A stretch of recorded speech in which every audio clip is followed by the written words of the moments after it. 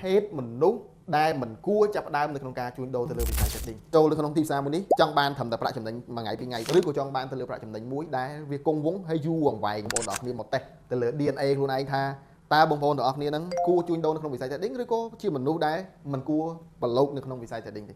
អ្នកដែលគាត់ធ្វើទៅលើវិស័យ trading ទៅមានការខាតបង់មូលហេតុគឺមិនមែនមកពីសំណាងទេបងប្អូនដែលបានអញ្ជើញចូលរួមនៅក្នុងថ្ងៃនេះពីច្រើនបងប្អូនទាំងអស់គ្នាជាអ្នកដែលចាប់ផ្ដើមប្រឡូកទៅលើវិស័យ trading ថ្មីថ្មោងដែលមានបទពិសោធន៍ខ្លះៗពីមុនមកហើយខ្ញុំជឿជាក់ទៅលើមួយថាបងប្អូនទាំងអស់គ្នាចង់សិក្សាស្វែងយល់ទៅលើវិស័យ trading ដើម្បីយកវាឲ្យคล้ายជាប្រភពចំណូលមួយផ្នែកទៀតសម្រាប់បងប្អូនទាំងអស់គ្នាហើយក៏ខ្ញុំមាននិយាយថាវិស័យ forex trading ជាមុខរបរមួយឬក៏ជាប្រភេទអាជីវកម្មមួយដែលអាចជួយបងប្អូនទាំងអស់គ្នាអាចបង្កើនទៅលើប្រាក់ចំណូលបន្ថែមបានពិតមែនប៉ុន្តែលុះត្រាតែបងប្អូនសិក្សានឹងការធ្វើវាទៅឲ្យបានត្រឹមត្រូវហើយវាក៏អាចជាអាជីវកម្មមួយឬក៏ជាមុខរបរមួយដែលធ្វើឲ្យបងប្អូនទាំងអស់គ្នាអាចនឹងមានការខាតបង់សាច់ប្រាក់ដែរបើមិនជាបងប្អូនទាំងអស់គ្នាមិនសិក្សាមិនរៀនសូត្រឲ្យបានស៊ីជម្រៅឲ្យបានត្រឹមត្រូវការពេលយើងជួបគ្នាសាមុនដូចខ្ញុំបាននិយាយហើយត្រង់តេតតងជាមួយនឹងខ្ញុំបានបង្ហាញបងប្អូនទាំងអស់គ្នាពីមូលដ្ឋានគ្រឹះនៅក្នុងវិស័យ trading បង្ហាញពីថាតើការជួញដូរវិស័យ trading ហ្នឹងលើវិស័យ forex ហ្នឹងគេជួញដូរបែបម៉េចគេធ្វើបែបម៉េចទើបបានផលចំណេញតើការខាតបង់ដោយ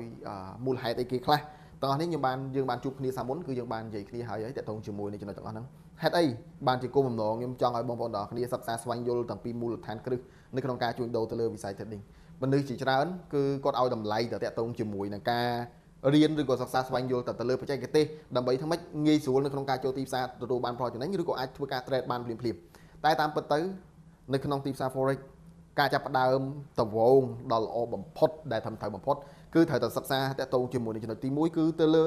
កត្តាចំណេះដឹងទូទៅនឹងឯងចំណេះដឹងទូទៅវាជារឿងសំខាន់ជារឿងគោលមួយឲ្យបងប្អូនដឹងថាទីផ្សារនេះពិតជាអាជីវកម្មមែនអត់ទីផ្សារមួយហ្នឹងពិតជាអាចរកប្រាក់ចំណូលបានពិតប្រាកដមែនអត់ទីផ្សារមួយហ្នឹងវាខាតបង់ដោយសារអីគេហានិភ័យបែបម៉េចអាចដាច់ account ហ្នឹងដាច់បែបម៉េចអញ្ចឹង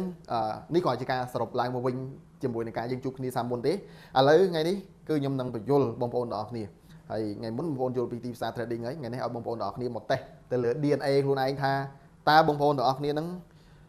ស័ក្តិសមជាមួយនឹងការជួញដូរនៅក្នុងវិស័យ forex អត់ឬក៏ថាបងប្អូនទាំងអស់គ្នាហ្នឹងជាមនុស្សដែលត្រូវគួរជួញដូរនៅក្នុងវិស័យ trading ឬក៏ជាមនុស្សដែលមិនគួរប្រឡូកនៅក្នុងវិស័យ trading ទេអញ្ចឹងខ្ញុំទាមទារឲ្យបងប្អូនទាំងអស់គ្នាយល់ត្រង់ចំណុចមួយហ្នឹងបើមិនទេបងប្អូនទាំងអស់គ្នាតេស្ត DNA ជាមួយខ្ញុំទៅថាបងប្អូនទាំងអស់គ្នាមិនស័ក្តិសមជាមួយនឹងការជួញដូរទេបងប្អូនទាំងអស់គ្នាកុំធ្វើការជួញដូរព្រោះអីវាអាចនឹងហានិភ័យទៅកាន់បងប្អូនទាំងអស់គ្នាវិញប៉ុន្តែបើបងប្អូនទាំងអស់គ្នាធ្វើការតេស្ត DNA ឬក៏សិក្សាស្វែងយល់ទៅបងប្អូនគាត់ថាអូបងប្អូនអាចស័ក្តិសមនឹងអាចធ្វើបានទៅលើវិស័យមួយនេះចាំបងប្អូនទាំងអស់គ្នាធ្វើការចាប់ផ្ដើមប៉ុន្តែមិនមែនមានន័យថាអ្នកដែលស័ក្តិសមជាមួយនឹងការជួញដូរទៅលើវិស័យមួយនេះគាត់ធ្វើទៅដឹងតែបានផលដឹងតែចំណេញដឹងតែទទួលបានប្រសិទ្ធភាពទេវាមិនអញ្ចឹងទេវាអាស្រ័យថាគាត់មានបុគ្គលិកលក្ខណៈស័ក្តិសមហើយគាត់ប្រឹងយកចិត្តទុកដាក់និងសិក្សាស្វែងយល់ឲ្យបានល្អអត់ហើយគាត់ស្រឡាញ់ទៅលើវិស័យមួយនេះនៅក្នុងកម្រិតមួយហ្នឹងអញ្ចឹងនេះជាគោលតិចតួចដែលយើងនឹងធ្វើការចាប់ផ្ដើមអញ្ចឹងយើងធ្វើការសិក្សាស្វែងយល់ទាំងអស់គ្នានៅក្នុងប្រធានបទដែលខ្ញុំលើកឡើ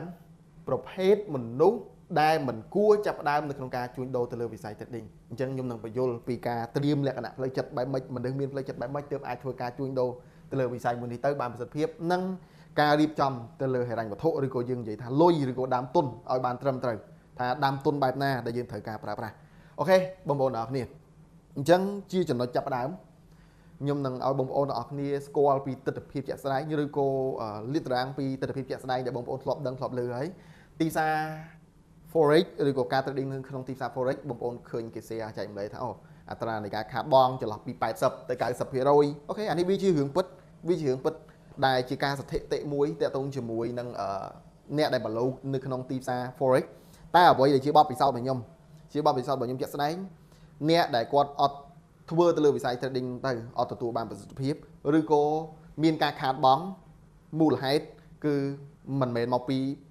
ីសំណាងទេមានន័យថាម៉េចមានន័យថាមិនមែនអ្នកខាតនឹងខាតដោយសារតែគាត់មិនមានសំណាងអ្នកចំណេញនឹងដោយសារតែគាត់នឹងជាមនុស្សម្នាក់ដែលមានសំណាងវាមិនមែនអញ្ចឹងទេអ្នកដែលខាតបង់ឬក៏ធ្វើទៅលើវិស័យ forex មិនទទួលបានប្រសិទ្ធភាពគឺវាខុសគ្នាត្រង់ថាជាមនុស្សដែរទៅលើពីរចំណុចធំៗគឺទី1កត្តាចំណេះដឹងទី2វិន័យភាពខុសគ្នារវាងអ្នកដែលធ្វើទៅបានប្រសិទ្ធភាពនិងអ្នកដែលធ្វើទៅមិនបានប្រសិទ្ធភាពគឺពឹងផ្អែកទៅលើពីរចំណុចហ្នឹងគឺចំណេះដឹងហើយនិងវិន័យរឿងទាំងពីរនេះគឺជារឿងសំខាន់ខ្លាំងមែនទែន ដែលបងប្អូនរងថ្ងៃកំពុងតែធ្វើទម្លាប់មួយដែលបំផ្លាញខ្លួនឯងដោយសារតែបងប្អូនមិនសិក្សាមិនរៀនសូត្រពីវិស័យមួយនេះឲ្យបានត្រឹមត្រូវទេមិនរៀនឲ្យបានស៊ីជម្រៅទេមិនស្គាល់ទីផ្សារនឹងច្បាស់ទេតែបងប្អូននាំគ្នាយកលុយទៅធ្វើការវិនិយោគឬក៏ជួញដូរទៅលើវិស័យហ្នឹងដែលគិតថាវាងាយស្រួលវាស្រួលខ្លាំងនៅក្នុងការបង្កើនលើប្រាក់ចំណូលបងប្អូនអរគ្នាមិនចាំបាច់ត្រូវការចំណេះដឹងច្រើនបងប្អូននឹងចូលទៅក្នុងមនុស្សចំនួន80ទៅ90%ហ្នឹងឯងណាបងប្អូនអរគ្នាវិន័យក៏រឹតតែសំខាន់វិន័យនឹងជួយឲ្យបងប្អូនអរគ្នាទទួលបានប្រាក់ចំណេញហើយមិនចំណេញតែមួយថ្ងៃតែនឹងឲ្យបងប្អូនអរគ្នាខ្លាយជាអ្នកដែលទាញយកប្រាក់ចំណេញពីទីផ្សារមួយនេះ consistency ឬក៏ជាប់លាប់ជាប្រចាំសួរថាបងប្អូនចូលទៅក្នុងទីផ្សារមួយនេះចង់បានត្រឹមតែប្រាក់ចំណេញមួយថ្ងៃពីរថ្ងៃទេឬក៏ចង់បានទៅលើប្រាក់ចំណេញមួយដែលវាគង់វង្សហើយយូរអង្វែងអញ្ចឹងបើសិនជាបងប្អូនចង់ទទួលបានប្រាក់ចំណេញបែបហ្នឹងធ្វើទៅលើវិស័យមួយហ្នឹងគឺបងប្អូនត្រូវតែមានចំណេះដឹងនិងវិន័យឲ្យបានត្រឹមត្រូវហើយចំណេះដឹងនៅតែជារឿងដំបូងដែលខ្ញុំប្រាប់ថាវិស័យ trading មួយនេះបើសិនជាយើងអត់សិក្សាអត់មានចំណេះដឹងត្រឹមត្រូវទេដូចនាំខ្លួនឯងទៅបំផ្លាញអញ្ចឹងប៉ុន្តែបើសិនជាបងប្អូនសិក្សារៀនតាមដំណាក់កាលឲ្យបានត្រឹមត្រូវចាប់ផ្ដើមវាឲ្យបានត្រឹមត្រូវគឺបងប្អូនទាំងអស់គ្នានឹងអាចបង្កើនទៅលើប្រាក់ចំណូលខ្លួនឯងបានពិតប្រាកដមែនហើយខ្ញុំជឿជាក់ថាបងប្អូនទាំងអស់គ្នាអញ្ជើញមកក្នុងថ្ងៃនេះសិតសឹងតែជាអ្នកដែលគិតថាអូខេចាប់ផ្ដើមទៅលើវិស័យមួយនេះគឺត្រូវការទៅលើចំណេះដឹងពិតមែនហើយសិតសឹងតែជាអ្នកដែលមានចក្ខុវិស័យឬក៏ផ្នត់គំនិតគិតថាចង់ចាប់ផ្ដើមជាមួយនឹងវិស័យ trading នេះគឺមិនមែនដើម្បីតែមួយថ្ងៃពីរថ្ងៃតែចង់ចាប់ផ្ដើមធ្វើការជួញដូរវាគឺរយៈពេលវែងទើបបងប្អូនសម្រាប់ចិត្តចំណាយពេលវេលាមកជួបខ្ញុំហើយអាចសិក្សាស្វែងយល់ទាំងអស់គ្នាណាបងប្អូនទាំងអស់គ្នាអញ្ចឹងយើងកុំឲ្យបែកឆ្ងាយពីប្រធានបទនេះពេកយើងចូលត្រឡប់ទៅកាន់ប្រធានបទយើងថាតើមនុស្សប្រភេទណាខ្លះដែលខ្ញុំដកស្រង់ទៅខ្ញុំចាប់ទុកថាមនុស្សប្រភេទហ្នឹងគឺមិនស័ក្តិសមឬក៏មិនគួរចូលទៅក្នុងវិស័យ trading ទេបើមិនទៅចូលទៅអាលៀកដូចភ្លើងអញ្ចឹង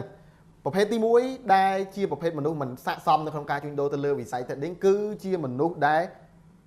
ឃើញទៅលើវិស័យ trading ឬក៏ចង់ចូលនៅក្នុងវិស័យ trading ចង់ខ្លាយជាអ្នកមានភ្លាម